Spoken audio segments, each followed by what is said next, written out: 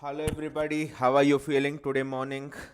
Wow, what a game it was yesterday. Wonderful, wonderful. De Bruyne absolutely blew away the opposition. But I was just wondering what were the reasons that really helped De Bruyne to take on the opposition by the scruff of the neck. There should be some reasons because De Bruyne is at a world class level, but yesterday even the barriers of that world class level were also broken. I don't know what the ceiling De Bruyne broke yesterday. I don't have any superlatives left to describe De Bruyne's performance yesterday. Well, he's a right-footed player and he hits a 23-minute hat trick with a left foot. All three of his strikes with left-footed bullet strikes. So you can't absolutely put a ceiling on players like this. He's beyond world class. This guy is beyond world class. But what were the reasons that really drew De Bruyne to absolutely go berserk yesterday? I was having a bit of a throwback to that 2018-19 season, especially at the end of the season, when our defense was almost not there. Fernandinho was playing there and stuff like that. So I mean, the double pivot, that is very interesting because Pep was always talking about the transitions against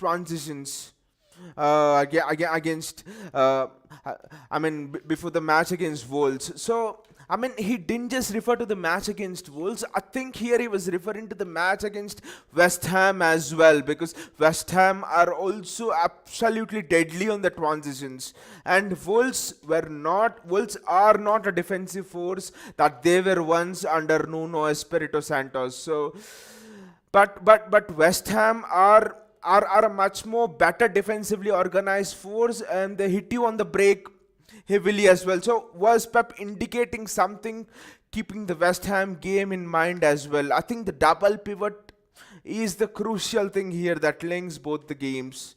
We have a comment from our from our friend who's a Madrid fan here. He says, "Do you think Premier League is now sealed? Will you make a preview video of UCL final?"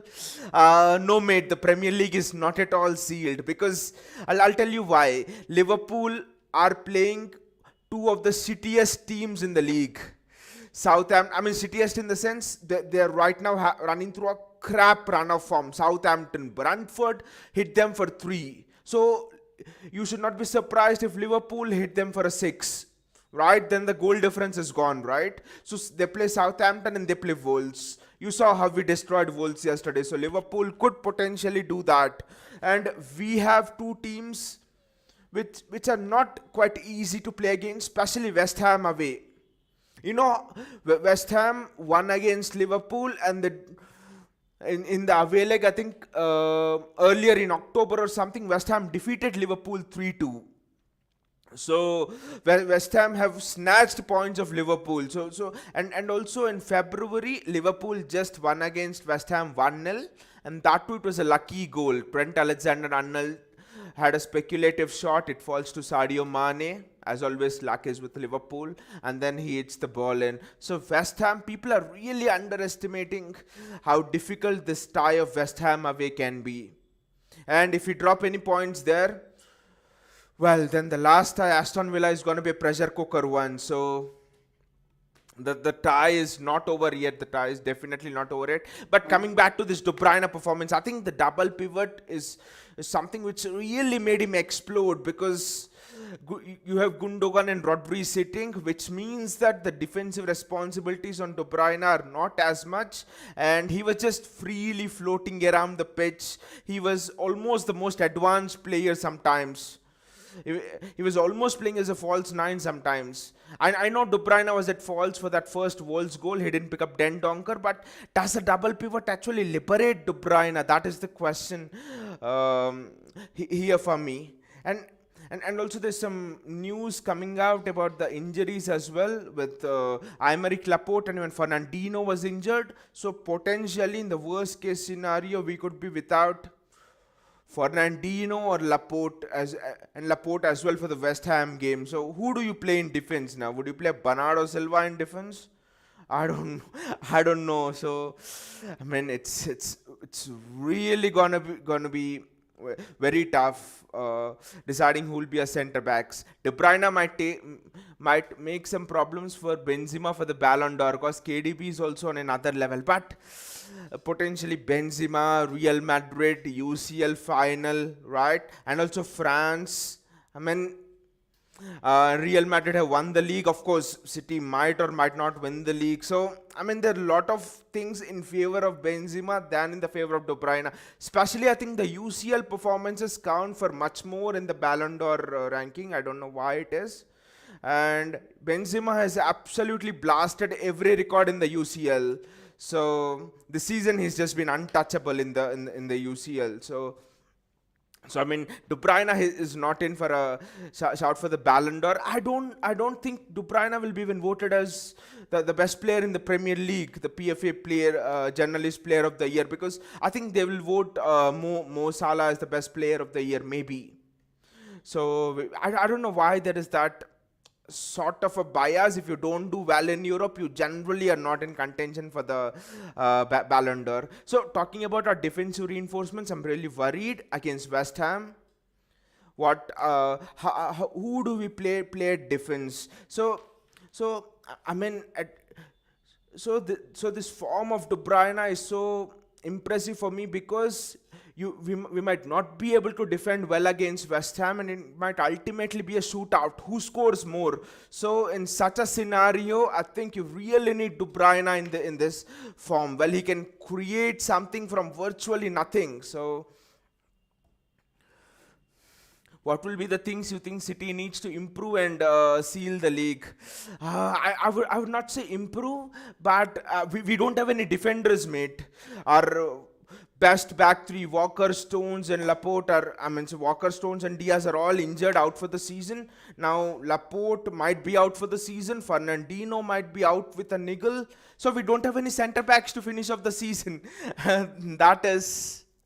That is the big worry here. That is the absolute worry, and I think that is one of the other reasons why Pep played a double pivot with Gundogan. Because when has Pep played a double pivot? I think in the last 3 seasons he has played a double pivot twice or thrice. He doesn't play a double pivot at all. So what Pep is telling here is he's telling De Bruyne, you go and attack. All of the rest of my midfielders will defend. We will suck out the opposition in our midfield itself. We will not allow the ball to go beyond our midfield. So that's why Bernardo Silva, Gundogan, Rodri, I mean, he's just sucking everything out in the midfield. Zinchenko inverting as an inverted fullback as well. So that's the plan, I think, due to the lack of our centre-back options. Ake might play. Yes, Ake will play. There's no option for Ake. Ake will play. If Fernandinho is also out along with Laporte, then there's no option. Then there's Ake, and maybe you play Rodri as a centre back, which is a shame considering he's been the best CDM in the world this season. And then maybe you play a Gundogan as a defensive midfielder with Bernardo Silva and Kevin De Bruyne there. So like I said, due to this, Pep said before the Wolves game that our centre backs are not there. Diaz was injured against Newcastle. Pep said that our centre backs are not there, but we will find a solution. And I think this is the solution. He wants to play a double pivot. He wants to play Bernardo Silva with that box-to-box role, highly energetic role. And then he wants to give De Bruyne the license. Since you're limiting the sense of attacking play in the midfield by playing a double pivot and stuff, I think this is the plan which Pep was talking about. So kudos to Pep for coming up with solutions. I've always felt that this league will be won by the manager who finds the best solutions in the most critical moments. And Pep has done that. Absence of centre backs, he does this, suffocate the opposition in midfield. There was no Kevin De Bruyne, I think 2 seasons back.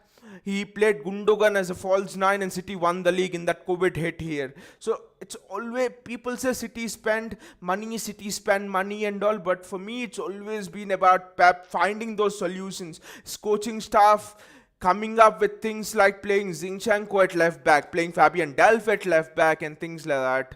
So it's always been about solutions more than the money checked at the solutions. How about Egan Riley? Egan and then the surprising thing for you, mate, Countania is here. So how about Egan Riley? The surprising thing about Egan Riley is he's the right back. I mean, now you can't expect a young player from the academy, a right back, to come in and deputize in the centre back position. That is almost impossible.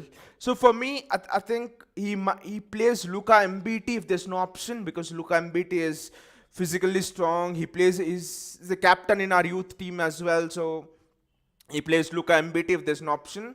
But I do hope that in the worst case scenario, Pep goes with Nathan Ake and Rodri with Gundogan sitting in there. But that would be a disaster against West Ham, right? If you play Gundogan as the CDM, because West Ham have Southcheck, they have Declan Rice in the midfield there, Ben Rama, highly physical guys. The runs of Bowen, it's just going to be a disaster. I'm really worried about this West Ham game.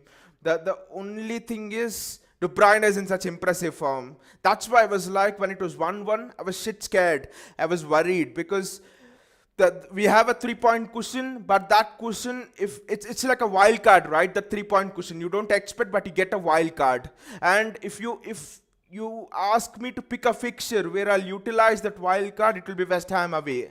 Because Aston Villa at home, the last match, you know how it can be. So West Ham away is where you use that wild card in the worst case scenario. So that's why I really wanted us to do what we did yesterday. So there are no defenders left. 2 matches of the season, last 2 matches. I think even Liverpool is suffering from this. Fabinho might be out of the UCL final as well. He's got a hamstring against Aston Villa. I saw Liverpool's match against Aston Villa, and Liverpool were like, they were looking jaded, you know.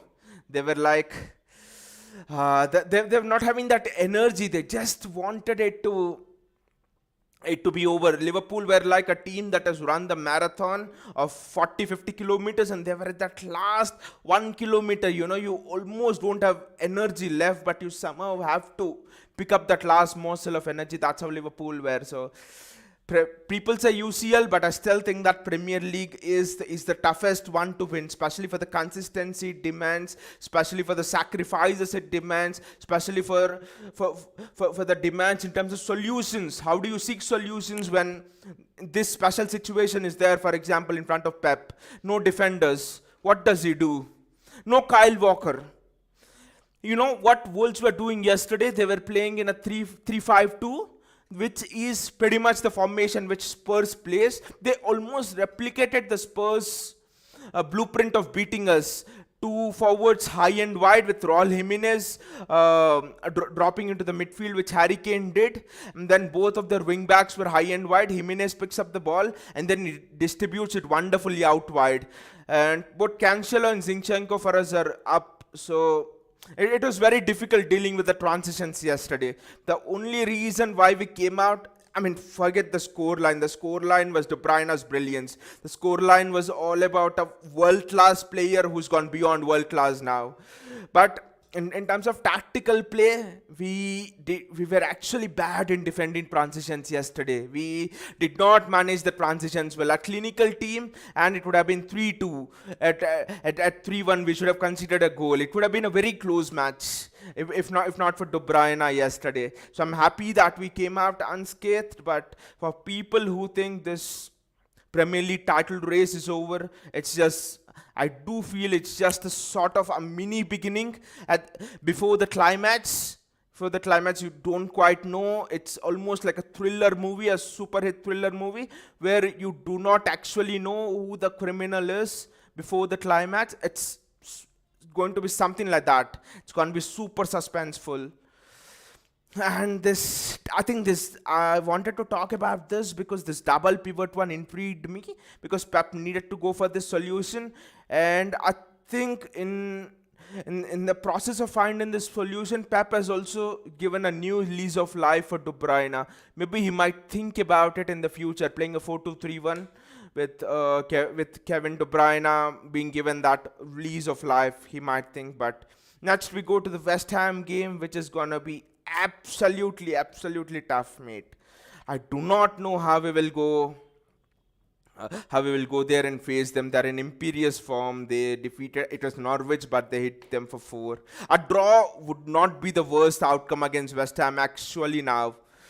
But you can't play for the draw, right? But if you win that game against West Ham, I think the title race should almost be over. So that and the good thing about that West Ham game is it will be after Liverpool play their FA Cup final. So you could maybe see if they slip up. You could maybe see what is the situation of Fabinho and thing. But the truth is, Liverpool, their last 2 games, they're gonna smash Southampton and Wolves. I mean, the +7 goal difference is peanuts now. You should not be surprised if Southampton gets smashed 6-0 by Liverpool.